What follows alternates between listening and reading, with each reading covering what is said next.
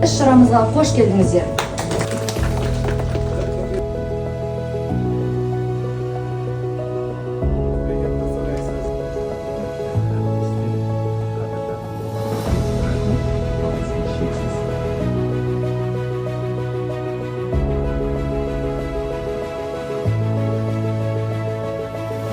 Так, благодарственными письмами от имени комитета.